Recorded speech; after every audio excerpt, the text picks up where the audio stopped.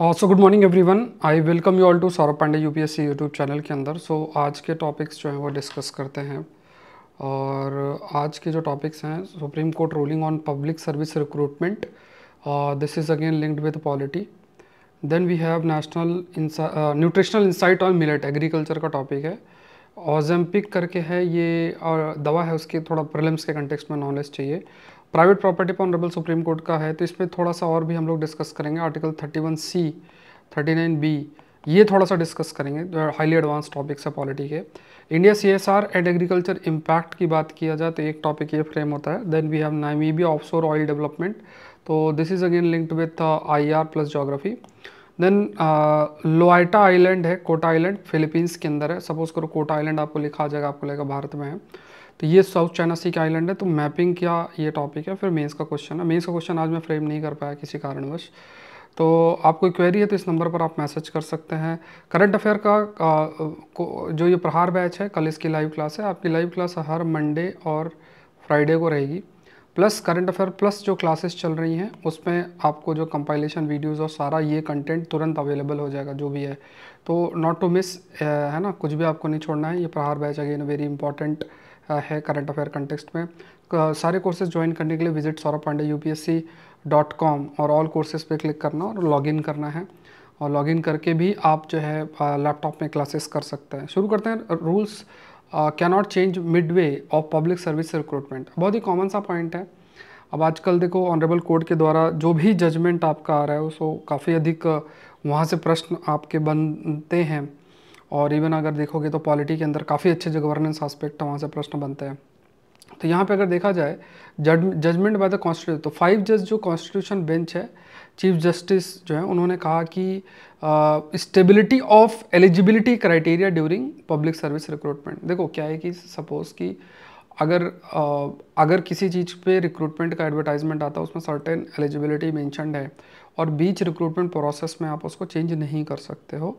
अगर कुछ भी ऐसा किया जाता है तो ये हाईलाइट किया गया है कि जब भी हम कोई भी रिक्रूटमेंट आपका किया जाता है तो उसमें इट्स वेरी इंपॉर्टेंट कि जो प्रिंसिपल ऑफ इक्वालिटी और नॉन डिस्क्रिमिनेशन है, आर्टिकल 14 और 16 के अंदर ऑफ द कॉन्स्टिट्यूशन, उसको ब्रेक नहीं करना चाहिए। अब ये चीज़ आपको बहुत ही क्लैरिटी आपके मन के अंदर होना चाहिए कि अगर सपोज करो कि रिक्रूटमेंट प्रोसेस होता है तो उसमें कौन से जो आर्टिकल्स हैं जो कि महत्वपूर्ण बन जाते हैं। तो एक राइट टू इक्वालिटी है, और आर्टिकल 16 किसी भी प्रकार का जो डिस्क्रिमिनेशन है वो नहीं होना चाहिए। ये चीज़ हाईलाइट की गई। तो कौन से फंडामेंटल राइट्स हैं जो कि एसोसिएटेड है रिक्रूटमेंट प्रोसेस में, या फिर अगर स्टेबिलिटी पूरी बनी रहे रिक्रूटमेंट प्रोसेस के दौरान तो कौन सा जो आर्टिकल्स है उससे रिलेटेड है। ये थोड़ा सा प्रीलिम्स कंटेक्स्ट के लिए हमें ध्यान में रखना है। अगर जो सिलेक्टेड कैंडिडेट है उसे अपॉइंटमेंट डिनाई किया जाए और स्टेट जस्टिफाई अपना डिसीजन करे, तो यहाँ पे बहुत इंपॉर्टेंट है कि जो रिक्रूटमेंट प्रोसेस है उसको अकाउंटेबल किया जाए और बीच में आप चीज़ों को बदल नहीं सकते हैं। या ये चीज़ हाईलाइट की गई कि अगर रिक्रूटमेंट प्रोसेस स्टार्ट होता है विथ एडवर्टाइजमेंट फॉर एप्लीकेशन और and with the filling the vacancies, अब उस बीच में पूरा ट्रांसपेरेंसी होना चाहिए, अकाउंटेबल से होना चाहिए, साथ में पूरा इस्टेब्लिश रूल्स रेगुलेशन के तहत जो है होना चाहिए। बीच में आप चीज़ें बदल नहीं सकते हो। तो ऐसे बहुत सारे एग्जाम्स होते हैं जिसमें मान लो बीच एग्जामिनेशन में चीज़ हाईलाइट कर दी जाए कि हम ये चेंज करेंगे, तो दैट इज़ नॉट अलाउड, ये ऑनरेबल कोर्ट का कहना है। नेक्स्ट देखते हैं, removing bran on millets reduces the benefits of eating them. अब ब्रांड, पहले तो ये समझ लो कि किसकी चर्चा हो रही है। जैसे कोई भी एक दाना होता है, अगर गेहूं के दाना को देखोगे तो उसके ऊपर एक लेयर होती है, fibre layer, fibre vitamin minerals, इसमें बहुत सारी चीज़ें, ऊपरी जो ऐसी सतह होती है ये बना होता है। तो आजकल इसको ऐसा रिमूव कर दिया जाता है और उसे पॉलिश्ड किया जाता है जिससे वो देखने में बहुत अच्छी लगे और एकदम चमकीली सी लगे और लोग फिर उसको बाय करते हैं। तो ये अगर बीज अगर आप देखो, जैसे ये तो होल ग्रेन है, अब इसी के अंदर प्रोटीन, कार्बोहाइड्रेट प्रेजेंट है, अंदर side fatty acid, vitamin, minerals और कई सारी जो न्यूट्रिएंट्स हैं वो आपके प्रेजेंट है। बट बाहरी जो है इसे ब्रान बोलते हैं। ब्रान बेसिकली ये फाइबर, विटामिन, मिनरल्स इसके अंदर काफ़ी प्रेजेंट है। अभी देखो यहाँ पे जो है, इसमें कोई मेंस का प्रश्न तो मुश्किल बनेगा, बट हाँ प्रीलिम्स के कंटेक्स्ट में अगर देखा जाए तो जो न्यूट्रिशनल इम्पैक्ट है ड्री ब्रांडिंग, अगर ड्री ब्रांडिंग की जाती है तो इसमें कहा गया कि अगर आप ब्रांड हटाते हो तो इससे प्रोटीन की कमी आएगी, फाइबर की कमी आएगी, फैट, मिनरल्स, कई सारे जो कंटेंट है that is going to reduce. So the brand जो मिलेट्स हैं they are considered nutritionally inferior ये कहा जाता है कि जो डी ब्रांड है न्यूट्रिशनल सेंस में देखोगे तो उसकी जो क्वालिटी है that is not that good, उसे इम्प्रूव करना है, और ग्लाइसेमिक जो है वो इंक्रीज़ हो सकता है। अब इसमें देखो प्रश्न बन सकता है कि अगर डी ब्रांडिंग की जाती है या ब्रांड लेयर रिमूव की जाती है तो उसका क्या इम्पैक्ट बनेगा। तो पहला पॉइंट आपको ध्यान में रखना है कि जो न्यूट्रिशनल एस्पेक्ट है, क्योंकि जो ब्रांड के अंदर मौजूद न्यूट्रिशंस हैं that will not be there. At the same point of time glycaemic है, ग्लाइसेमिक क्या है, ये कितना, अगर ग्लाइसेमिक की बात करें इसका मतलब कितना, कोई भी फूड अगर आप कंज्यूम करते हो तो वो कितना ब्लड शुगर लेवल को आपके शरीर के अंदर रेस कर सकता है। तो यहाँ पे जो फूड है कितना तेज़ी से जो कार्बोहाइड्रेट है ग्लूकोज या टाइप ऑफ शुगर में कन्वर्ट हो सकता है, ये ग्लाइसेमिक इंडेक्स जो है वो डिसाइड आपका करता है। सो ग्लाइसेमिक इंडेक्स की बात करें कि जो फूड है किस तरीके से, अगर सपोज को ग्लाइसेमिक बहुत ज़्यादा है तो इट सिंपली मीन्स कि अगर आप उस फूड को कंज्यूम करते हो तो that food is going to increase the blood sugar level. Whole grain को प्रमोट करना बहुत इंपॉर्टेंट है। मिलेट्स की बात करें तो उसमें भी एसेंशियल्स हैं, कई मिनरल्स हैं, कैल्शियम, आयरन, फास्फोरस, पोटेशियम जैसी चीज़ें हैं। इंटरनेशनल जो ईयर ऑफ मिनरल्स है 2023 को इंटरनेशनल ईयर ऑफ मिलेट्स के रूप में डिक्लेयर किया गया है फूड एंड एग्रीकल्चर ऑर्गेनाइजेशन के द्वारा, और इसमें भारत ने भी बहुत इसको प्रमोट किया है कि इसका कंजम्पशन बढ़ना चाहिए। और इसका देखो कई रीजंस मैंने आपको हाईलाइट भी किया है, और एक सबसे महत्वपूर्ण एक रीज़न जो हाईलाइट किया गया है कि देखो क्लाइमेट चेंज देखने को मिल रहा है। बहुत सारी ऐसे, जैसे अगर वीट देखोगे, वीट में क्या है कि अगर थोड़ा भी टेम्परेचर फ्लक्चुएशन होता है तो इसका प्रोडक्शन अफेक्ट हो सकता है। इवन जो वीट की बालियाँ बनती हैं, जो उसके दाने बनते हैं, तो मार्च अप्रैल का जब टाइम होगा, मान लो फरवरी मार्च में बहुत भयंकर गर्मी पड़ जाएगी तो उसके दाने छोटे हो जाएंगे। तो ये सब प्रॉब्लम्स हो रही, इससे प्रोडक्शन रिड्यूस हो सकता है। तो ऐसी चीज़ों की तरफ हमें प्रोसीड करना पड़ेगा, अपने डायरेक्टरी डाइवर्सिफिकेशन करना पड़ेगा। उसमें मिलेट एक बहुत बड़ा एग्जाम्पल है जो कि विथ स्टैंड कर सके ऐसे क्लाइमेट चेंज को। बहुत ज़्यादा अगर बदलाव होगा तब तो कोई विथ स्टैंड नहीं कर सकता है, बट जनरल सेंस में फिल टॉक अबाउट, तो जो कंसिडरेशन है तो वो ये हाईलाइट कर रही है कि हाँ, अगर मिलेट्स है तो मिलेट्स सर्टेन लेवल पे, अगर मान लो पानी कम है या हल्का सूखा की स्थिति, उसमें भी कई मिलेट्स को ग्रो किया जा सकता है, और इसका काफ़ी अधिक न्यूट्रिशनल वैल्यू भी है। तो इस वजह से भारत सरकार भी बहुत प्रयास कर रही है कि इन मिलेट्स को प्रमोट किया जाए, ये ध्यान में रखना। तो यहाँ पे देखो कोई भी न्यूट्रिशनल कंपोजिशन अगर देखा जाए तो प्रोटीन और फाइबर है आपका, कार्बोहाइड्रेट है, मिनरल्स है, फैट है, अमाइलोस है। अब ये थोड़ा सा बस इस पर ध्यान में रखना है। सपोज करो कि कौन कितना ज़्यादा है ये तो याद नहीं रहेगा आपको, लेकिन अमाइलोस इसमें काफ़ी अधिक है। इसके बाद दूसरा, जैसे अगर आप देखोगे प्रोटीन फाइबर भी प्रेजेंट है। अगर आपसे पूछा जाए कि इनमें से कौन से न्यूट्रिशनल कंपोनेंट आपके प्रेजेंट हैं मिलेट्स के अंदर, तो ये सब न्यूट्रिशनल कंपोनेंट्स आपके प्रेजेंट है। तो कैल्शियम इंपॉर्टेंट है बोन हेल्थ के लिए, मसल्स फंक्शंस के लिए, आयरन है ऑक्सीजन ट्रांसपोर्ट के लिए, फॉस्फोरस है एनर्जी प्रोडक्शन के लिए, पोटेशियम हार्ट हेल्थ के लिए इंपॉर्टेंट है। तो सारे जितने भी न्यूट्रिएंट्स हैं इनकी अपनी महत्वपूर्ण एस्पेक्ट है, इसको प्रीलिम्स कंटेक्स्ट में आपको ध्यान में रखना है। नेक्स्ट देखते हैं, ओजेम्पिक के बारे में मेंशन्ड है। तो यहाँ पे बस आपको इतना ध्यान में रखना है प्रीलिम्स कंटेक्स्ट में कि ये जो ओजेम्पिक है ये इस टाइप से एक दवा सी आती है, ये इंजेक्टेबल प्रिस्क्रिप्शन ड्रग के रूप में है, और 2017 में फॉर टाइप 2 डायबिटीज़ के लिए, अब 2021 में वेट मैनेजमेंट के लिए यूज़ हो रही है। एंड इसमें ये glucagon like peptide GLP-1 receptor agonist, मतलब इस टाइप की कोई ये ड्रग है, और ये एक हार्मोन होता है जिसे बोलते हैं GLP-1, उसको ये मिमिक करती है, मतलब उसको कॉपी करती है। जो GLP-1 हार्मोन रोल प्ले करता है वो ये ओजेम्पिक जो है वो दवा एक रोल प्ले करती है। अब यहाँ पे क्या है कि मान लो स्लो डाइजेशन है, एपेटाइट है रिड्यूस होता है, इंसुलिन रिलीज़ होती है, ये सब चीज़ें हैं। तो ये GLP-1 हार्मोन का भी आप कह सकते हैं कि एक रोल है। और अगर ये सब स्थिति है तो खाने का मान लो कम होता है, खाने की अगर इच्छा नहीं होती तो ये सब वेट लॉस और इस सब में भी एक फैसिलिटेट करता है। तो वेट लॉस है, उसके बाद हार्ट और किडनी हेल्थ के लिए इंपॉर्टेंट है, ये चीज़ आपकी हाईलाइट की गई है। कई सारे मतलब बड़े बड़े जो सेलिब्रिटीज़ हैं उन्होंने इसको बहुत प्रमोट करने का प्रयास भी किया है। कई सारे जैसे ओलंपिक पार्टीज़ और ये सब का कंसेप्ट भी आया है।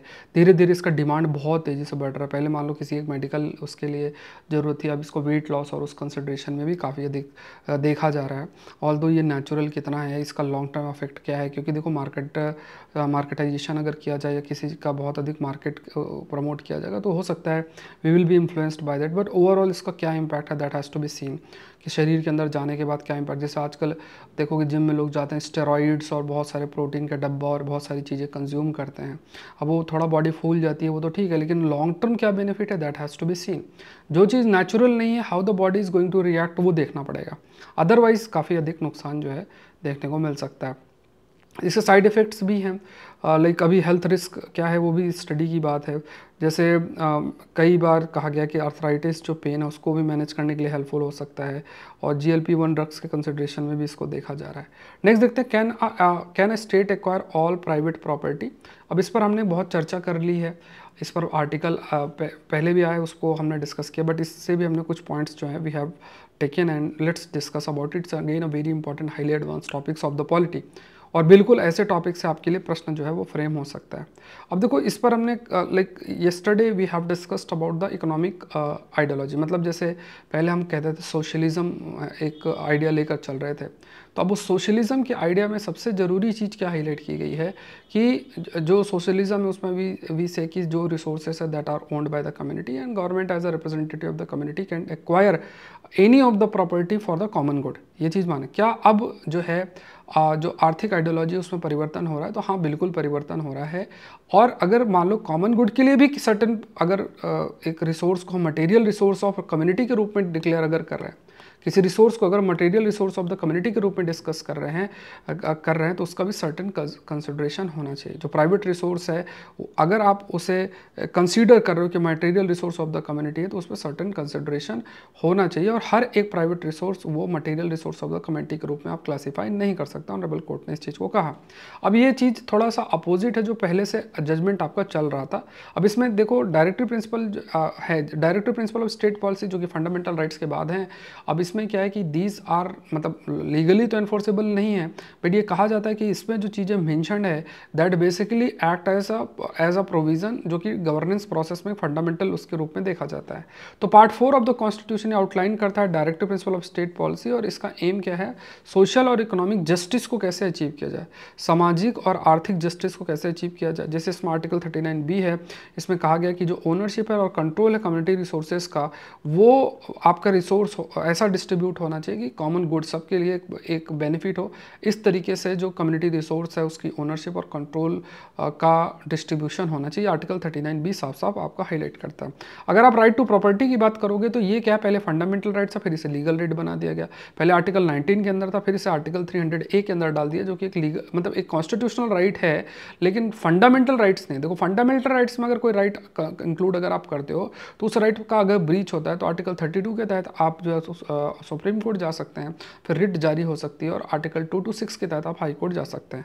बट ये क्या है, एक कॉन्स्टिट्यूशनल आर्टिकल के रूप में कंसिडरेशन के रूप में किया गया। अब केशवानंद भारती केस में देखा जाए तो इसमें जो आर्टिकल 31C है जिसके ऊपर आगे हम डिटेल में डिस्कस करेंगे, तो उसको अपहेल्ड किया गया, लेकिन but subjected to judicial review. जिस आर्टिकल 31C में कुछ पार्ट थे जो आगे हम डिस्कस करेंगे, उसमें एक पार्ट ये रखा गया था, एक प्रोविजन, कि जो भी सरकार के द्वारा मान लो इम्प्लीमेंट करने के लिए कदम उठाया जाता, मान लो कि certain provisions directive principle of state policy को उसको इम्प्लीमेंट अगर किया जाता है और उससे अगर फंडामेंटल राइट ब्रीच होता है तो उसमें कोई भी ऐसा जुडिशियल रिव्यू अवेलेबल नहीं होगा, जिस चीज़ को स्टक डाउन आपका किया गया था। अब कोई भी सरकार अगर मान लो प्राइवेट प्रॉपर्टी को एक्विजिशन उसका करती है पब्लिक पर्पस के लिए, तो उसमें प्रॉपर कंपनसेशन होना चाहिए, ये भी ऑनरेबल कोर्ट ने कहा। दूसरा इसमें ये भी कहा गया कि जो आर्टिकल जो 39B है, इसमें एक प्रकार से इसका जो इंटरप्रिटेशन जो भी हम डिस्कस भी कर रहे हैं, इसमें कहा गया कि जो रिजिड इकोनॉमिक आइडियोलॉजी है यहाँ पे, जिसके तहत कहा जाता है कि जो प्राइवेट रिसोर्सेस उसका सरकार का ज़्यादा से ज़्यादा कंट्रोल रहे, उसमें परिवर्तन लाने की ज़रूरत है। उसको जो रूलिंग है, मेजोरिटी रूलिंग है, उसमें इसको रिजेक्ट भी किया गया है। हर एक जो प्राइवेटली ओन्ड रिसोर्सेस है उसे मटेरियल रिसोर्स ऑफ कम्युनिटी के रूप में कंसिडर नहीं किया जाएगा। एंड ये चीज़ कहा गया कि वो पहला तो मटेरियल, दूसरा ऑफ द कम्युनिटी होना चाहिए। तो यहाँ पे ये चीज़ कहा गया कि material resource of the community को अगर आप किसी प्राइवेटली ओन्ड रिसोर्स को डिक्लेयर भी करते हो तो that there should be certain consideration उस बेसिस में होना चाहिए। दूसरा कहा गया कि जैसे मान लो फॉरेस्ट, पॉन्ड, मिनरल्स हैं, ये आर्टिकल 39B के अंदर हो सकते हैं even if privately held, but सारे प्राइवेट रिसोर्सेज क्वालिफाई ऑटोमेटिकली नहीं हो सकते। देखो जंगल, पॉन्ड, मिनरल्स, इसको तो ठीक है, मान लो किसी ने प्राइवेटली ओन्ड है तो उसको आप 39B के तहत लेकर और फिर कदम उठा सकते हो, मतलब गवर्नमेंट की बात हो रही है। बट हर एक जो रिसोर्स है आप उसको प्राइवेटली ओन्ड डिक्लेयर नहीं कर सकते हैं। Not all private resource qualify automatically. अब इसमें कहा गया कि जितने भी प्राइवेट रिसोर्सेस है एक्सेप्ट पर्सनल इफेक्ट, ये अगर देखा जाए कैन बी नेशनलाइज्ड। अब इसमें थोड़ा सा जैसे जस्टिस नगरंदा जो है, मतलब उन्होंने एक अपना partially occurred with the majority suggesting that all private resources except personal effect can be nationalized। और इसमें कहा गया कि जो legislative control over resource distribution वो होना चाहिए। मान लो रिसोर्स का डिस्ट्रीब्यूशन, उसमें जो एक सरकारी कंट्रोल जो है वो होना चाहिए। सरकारी कंट्रोल इन द सेंस कि पार्लियामेंट के द्वारा कोई लॉ है या स्टेट के द्वारा कोई लॉ है उसके तहत उसको कंट्रोल करना चाहिए। तो ये थोड़ा सा डिफरेंट सेट ऑफ ओपिनियन है जो रखा गया था। जैसे मान लो 8:1 है तो वहाँ पे एक जज जो है उन्होंने ऐसा अपना ओपिनियन दिया। अब यहाँ पे क्या है कि हम जो है आइडियोलॉजिकल थोड़ा सा ट्रांजिशन हो रहा है, सोशलिज्म से हम लिबरलाइजेशन की तरफ जा रहे हैं और एक मार्केट इकोनॉमी की तरफ जा रहे हैं। मार्केट इकोनॉमी में अगर लोगों को ये है कि यार मेरा प्राइवेट रिसोर्स को, मेरा रिसोर्स है और इसमें मेरी ओनरशिप है और इसको कभी भी सरकार ले सकती है, तो उससे कभी भी क्या है कि जो ट्रस्ट है वो बिल्ड नहीं होगा और ये मार्केट इकोनॉमी के लिए ठीक नहीं है। सो ओवरऑल मार्केट इकोनॉमी के लिए भी इट्स वेरी इंपॉर्टेंट कि इन चीज़ों को कंसिडरेशन में रखा जाए और चेंजिंग जो इकोनॉमिक आइडियोलॉजी है उसको ध्यान में रखते हुए हर एक प्राइवेट रिसोर्स को we can't say that they are the material resource of the community. ये चीज़ आपकी हाईलाइट किया गया। तो this shift has reduced poverty but increased inequality, ये भी आपका हाईलाइट किया गया। मतलब एक थॉट प्रोसेस ये भी है कि अगर मान लो सोशलिस्टिक से लेके हम लिबरलाइज्ड मार्केट की तरफ जा रहे हैं तो इनइक्वालिटी भी, क्योंकि लिबरलाइज्ड मार्केट में देखो जिनके पास रिसोर्सेज हैं वो तेज़ी से ग्रो कर सकते हैं, तो इनइक्वालिटी के चांसेस आपके बनते हैं। रूलिंग जो है इसने और चीज़ हाईलाइट किया गया कि यहाँ पे sustainable exploitation and distribution of public resources की जो रिसोर्सेज हैं उसका सही तरीके से मतलब इस्तेमाल हो, पब्लिक रिसोर्सेज का कैसा डिस्ट्रीब्यूशन हो। दूसरा जो मार्जिनलाइज्ड कम्युनिटी है उनके रिसोर्सेज को ऐसा फोर्सफुल एक्वायर ना किया जाए। फिर उसके बाद यहाँ पे ये भी हाईलाइट किया गया है कि रिसोर्स मैनेजमेंट उस पर फोकस करना, ये चीज़ आपकी हाईलाइट। तो यहाँ पे आपको आर्टिकल 39B के कंटेक्स्ट में हमें देखना है कि जो प्राइवेट रिसोर्स है जो गवर्नमेंट कंट्रोल है प्राइवेट रिसोर्स पे, उस पर सर्टेन कंसिडरेशन होना चाहिए, सर्टेन स्पेसिफिकेशन होना चाहिए। सारे प्राइवेट रिसोर्सेज पर सरकारी ऐसा नहीं मतलब कंट्रोल इस्टेब्लिश कर सकते हैं। तो यहाँ पे कम्युनिटी बेनिफिट को भी देखना है, सस्टेनेबल मैनेजमेंट भी देखना है और इकोनॉमिक इनइक्वालिटी को भी देखना है। सारी चीज़ों को हाईलाइट करते हुए फिर decision making has to be taken कि प्राइवेट रिसोर्सेज को कॉमन गुड की तरह हम ले रहे हैं कि नहीं ले रहे हैं। दूसरा देखो यहाँ पे एक चीज़ और मैंने फर्दर रिसर्च करके की है, जो जजमेंट पहले का है शायद, तो इसमें आर्टिकल 31C थोड़ा सा देख लेते हैं। अब इसमें देखो ऑनरेबल सुप्रीम कोर्ट जो है उन्होंने article 31C of the constitution है उस पर कुछ बातें बोली हैं। अब इसमें क्या हाईलाइट है, देखो क्या है कि आर्टिकल 31C की अगर बात किया जाए तो इसमें देखो अभी फ़िलहाल के लिए जो ऑनरेबल सुप्रीम कोर्ट है उसने आर्टिकल 31C को वैलिडेट किया है। वैलिडेट मतलब इसके भी सर्टेन प्रोविजंस थे, उसको वैलिडेट किया गया। इसको थोड़ा सा आगे देखते हैं। अब इसमें देखो बेंच जो है, पहले का जो बेंच था ऑनरेबल सुप्रीम कोर्ट का मिनर्वा मिल जजमेंट के अंदर, उसमें स्ट्रक डाउन किया गया था सेक्शन 4 जो है, section 4 of the 42nd amendment act changing the contour of the article 31C would not altogether update the provision although the constitutionality of the specific law enacted to give effect to it could be subjected to judicial scrutiny। मतलब यहाँ पे जैसे जो ये आपका judgement था Minerva मिल judgement की बात करें तो उसमें सर्टेन जो सेक्शंस थे जो इंट्रोड्यूस किए गए थे उसको स्ट्रक डाउन किया गया था। इट वाज है ना, जो स्ट्रक डाउन किया गया था जो कि 42nd अमेंडमेंट एक्ट के तहत कुछ जो इंट्रोड्यूस किया गया था और इससे आर्टिकल 31C के अंदर भी सर्टेन चेंजेस हुए थे। ऑल्दो देखो इसमें क्या था, इसमें इसको देखना, इससे जो तो आर्टिकल 31C है जो कि इंट्रोड्यूस किया गया था 1971 25th कॉन्स्टिट्यूशनल अमेंडमेंट के तहत।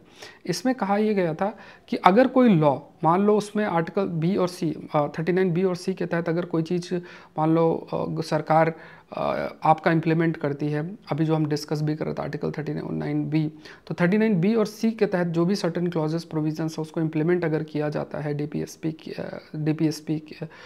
के, तो यहाँ पे उसको ऐसा नहीं कि उसको आप उसको नल एंड वॉइड डिक्लेयर कर दो कि ये राइट टू इक्वालिटी के खिलाफ है या फिर फ्री स्पीच के खिलाफ है। ये चीज़ हाईलाइट किया गया था। अब ये जो पार्ट है आर्टिकल 31C का, it was also like Kesavananda Bharati case में भी इस चीज़ को अपहेल्ड किया गया था।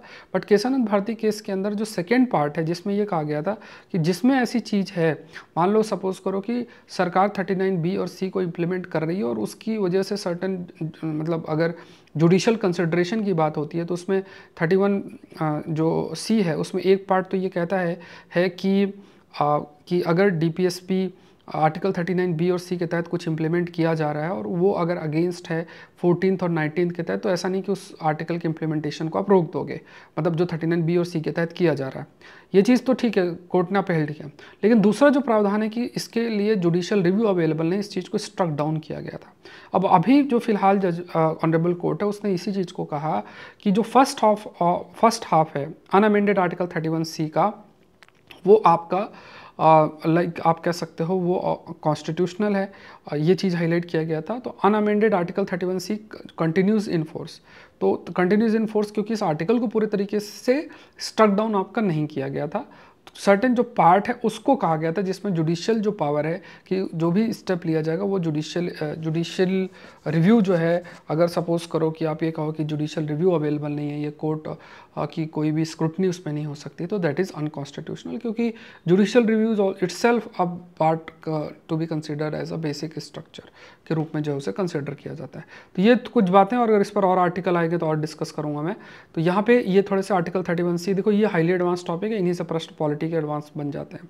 ये माइंड मैप है, आप देख लेना, रिवीजन के लिए मैंने डाले हुए हैं, तो यहाँ पे आप देख लो article 39BC judicial prospective, resource acquisition, nationalisation, तो ये सब चीज़ें थोड़ा सा आप रीड करोगे यू विल अंडरस्टैंड ईजिली। इस पर देखो क्या है, 3-4 एक तो देखो कॉलम आया हुआ है, तो कॉलम को मैंने माइंड मैप में कन्वर्ट किया है।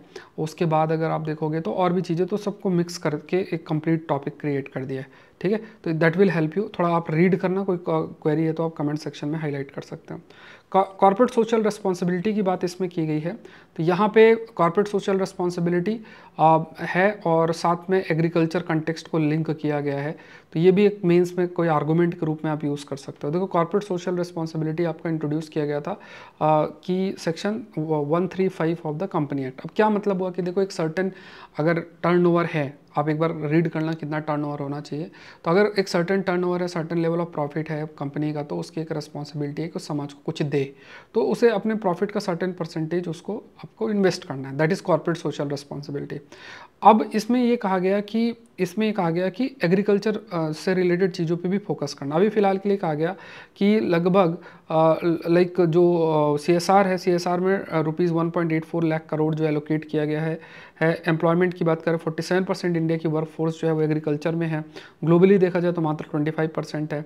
23% जो कंपनीज़ है वो एनवायरनमेंट और सस्टेनेबिलिटी पर फोकस कर रहे हैं, तो सस्टेनेबल एग्रीकल्चर प्रैक्टिसेस है ना, तो उसकी तरफ फोकस करने की बात की जा रही है, क्योंकि एनवायरनमेंट और सस्टेनेबिलिटी की बात किया जाए तो एग्रीकल्चर प्रैक्टिसेस उसमें इंक्लूड किया जा सकता है। तो यहाँ पे कहा गया कि ज़रूरी क्या है कि CSR के अंदर जो एक मशीनरी से रिलेटेड, इंफ्रास्ट्रक्चर से रिलेटेड जो चीज़ें हैं उस पर CSR का जो पैसा वो लगाया जाए, इससे एग्रीकल्चर भी आगे बढ़ेगा।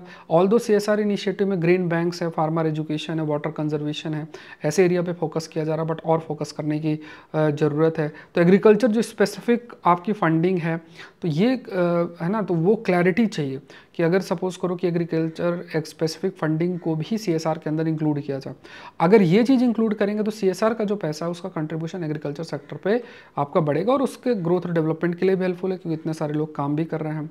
तो agriculture as a separate sector in CSR activities is crucial, ये बहुत इंपॉर्टेंट है। जो एग्रीकल्चर है सेपरेट सेक्टर CSR एक्टिविटीज़ की क्रूशियल है for improved tracking, targeting, transparency of funds. इसके लिए अगर देखा जाए तो defining agriculture as a separate sector, जो एग्रीकल्चर उसे एज अ सेप्टर सेक्टर के रूप में डिफाइन करना इन CSR एक्टिविटी, ये क्रूशियल भी है। इससे इम्प्रूव ट्रैकिंग भी होगी, टारगेटिंग भी, ट्रांसपेरेंसी जो फंड है वो भी आपका बढ़ेगा, क्योंकि सिंपल सी बात है अगर आप CSR के अंदर एग्रीकल्चर सेक्टर को सेप्टर रखोगे तो कितना कहाँ क्या खर्चा हुआ है वो सामने आएगा और इस चीज़ का प्रॉपर ऑडिट हो सकता है, देखा जा सकता है कि हाँ पैसा सही तरीके से यूज़ हो रहा है कि नहीं हो रहा है। तो ये थोड़ा सा आपका हाईलाइट जो है वो किया गया है, ठीक है। तो ये आप देख सकते हो। तो इंडिया में CSR जो लेजिस्लेशन है इसमें 135 सेक्शन 135 है। Agriculture employment 47%, CSR focus on sustainability लगभग आप देखोगे तो ये है, तो इसमें एग्रीकल्चर भी इंक्लूड हो। इंडियन एग्रीकल्चर में आपको जैसे capital, infrastructure, green banks, farmer education, water conservation, इन एरियाज़ पे और इन्वेस्टमेंट की ज़रूरत है, ठीक है। तो यहाँ पे लैक ऑफ क्लैरिटी की कमी है, क्लैरिटी होना चाहिए कि अगर आप CSR को इंक्लूड कर रहे हो। फिर इंपॉर्टेंस जो है सेक्टर स्पेसिफिकेशन बहुत मैटर करता है कि एग्रीकल्चर को एज अ सेपरेट सेक्टर के रूप में देखो। फिर देखो यहाँ पे नेक्स्ट देख लेते हैं, गैस में dash big oil dream of caching of Namibia oil. तो यहाँ पे जो इंटरनेशनल कंपनीज़ और नामीबिया की जो सरकार, अफ्रीकन देश है ये, उनका ये है कि जो ऑयल डिस्कवरीज़ हैं और ज़्यादा हो, उसमें रैपिड डेवलपमेंट हो। इससे क्या है कि जो भी ऑयल रिज़र्व की पोटेंशियल है उसका इस्तेमाल किया जा सके। उसके बाद यहाँ पे कहा गया कि जो high gas to oil ratio field के अंदर है, इससे कॉम्प्लिकेशंस आते हैं। यहाँ पे क्या है कि इस एडिशनल इंफ्रास्ट्रक्चर, जैसे मान लो कि कोई जगह वहाँ ऑयल भी है, गैस भी है, तो आपको एडिशनल इंफ्रास्ट्रक्चर डेवलप, कहीं पे ऑयल है तो उसके लिए आप इंफ्रास्ट्रक्चर मान लो अलग से बना रहे हो तो ठीक है, बट कहीं ऑयल भी है, गैस भी है, तो आपको you have to develop a separate set of infrastructure, जो कि अगेन प्रॉफिटेबिलिटी को भी अफेक्ट करेगा, तो इसलिए थोड़ा सा अवॉइड भी कर सकते हैं। तो यहाँ पे कहा गया कि कंपनीज जो है they have required to either inject it into the reservoir और प्रोसेस इट फॉर कंजम्पशन। ठीक है, तो यहाँ पे मतलब जो मान लो गैस है तो उसको या गैस ऑयल है, या तो उसको प्रोसेस किया जाए या उसको प्रॉपर तरीके से स्टोर किया जाए। तो ऑयल का डिमांड लगातार बढ़ भी रहा है, डिमांड अगर देखा जाए बढ़ सकता है मेनली कई सारे एरियाज़ की बात अगर किया जाए तो। इंटरनेशनल एनर्जी एजेंसी फोरकास्ट करता है कि जो ग्लोबल ऑयल यूज़ है 2030 तक अपने मैक्सिमम तक रीच करेगा, उसके बाद और रिड्यूस होने चले जाएगा जैसे जैसे रिन्यूएबल एनर्जी और इलेक्ट्रिक व्हीकल्स की तरफ हम जा रहे हैं। तो बहुत सारी मेजर कंपनीज़ हैं वो नामीबियम ऑयल पे इन्वेस्ट भी करना चाहते हैं, but again unexpected gas issue की वजह से उस वजह से वो मतलब उनके लिए चैलेंज बन जाता है। तो आपको बस इतना याद रखना है कि अगेन यहाँ चैलेंज सबसे बड़ा क्या है कि ऑयल है, ऑयल के साथ गैस है, तो एक जगह पे जैसे मान लो आपने ऑयल निकालने का इंफ्रास्ट्रक्चर बनाया तो वो आसान रहता है, या फिर गैस निकालने का इंफ्रास्ट्रक्चर बनाया, बट एक ही जगह पे दोनों चीज़ें हैं तो उनकी कॉस्ट को मल्टीप्लाई कर रहा है, इसलिए कंपनीज भी थोड़ा सा जो है वो आपका थोड़ा सा डरती हैं। तो ये चीज़ आपका हाईलाइट इसमें किया गया है। नेक्स्ट देखते हैं, फिलीपींस ने रीटेक किया है आइलैंड इन डिस्प्यूटेड सी, तो ये थोड़ा सा देख लो। साउथ चाइना सी इशू हमने कई बार डिस्कस किया है। तो लोएटा आइलैंड या कोटा आइलैंड ये फिलीपींस के अंदर, मतलब साउथ चाइना सी रीजन के अंदर, वहाँ पे अपना जो प्रेजेंस है फिलीपींस ने इंक्रीज़ किया है। और यहाँ पे अगर थोड़ा मैप में भी मैं आपको शो कर देता हूँ तो ये है, ये आपका है लोएटा आइलैंड है, ये साउथ चाइना सी है। कमेंट सेक्शन में बताओ कि चाइना के लिए साउथ चाइना सी इतना इंपॉर्टेंट क्यों है, ये ज़रूर से आप हाईलाइट करें। अब ये हिस्सा देखो, यहाँ पे आप ये भी ध्यान में रखना कि स्पार्टले आइलैंड का हिस्सा जो कि साउथ चाइना सी रीजन में है, और ये काफ़ी अधिक आप कह सकते हो कि एक डिस्प्यूट के रूप में चाइना कंसीडर भी करता है। अब इसमें क्या है कि कई शिपिंग लेन्स के बहुत ही पास है, इसलिए बहुत इंपॉर्टेंट है। कई सारे देश इससे अफेक्टेड भी हैं, खासतौर से चाइना भी इसको थोड़ा सा इंपॉर्टेंस इस आइलैंड को देता है। धीरे धीरे इंफ्रास्ट्रक्चर डेवलपमेंट और इस सब पर भी फोकस और कंजर्वेशन एफर्ट्स भी लिए जा रहे हैं। नेक्स्ट देखते हैं यहाँ पे सोशल मीडिया यूज़ के लिए ऑस्ट्रेलिया प्रयास कर रहा है कि 16 की एज होनी चाहिए तभी सोशल मीडिया को यूज़ करें, बहुत ज़रूरी भी है। देखो आजकल बच्चे बहुत मुश्किल है कंट्रोल कर पाना, कि आजकल हर चीज़ एक्सेस बहुत इजीली हो रहा है, और ऐसे कंटेंट और ऐसी चीज़ें और ऐसा आप कह सकते हो चीज़ें उनके वो एक्सेस कर पा रहे हो सकता है जो उनके लिए इतना हेल्पफुल ना हो।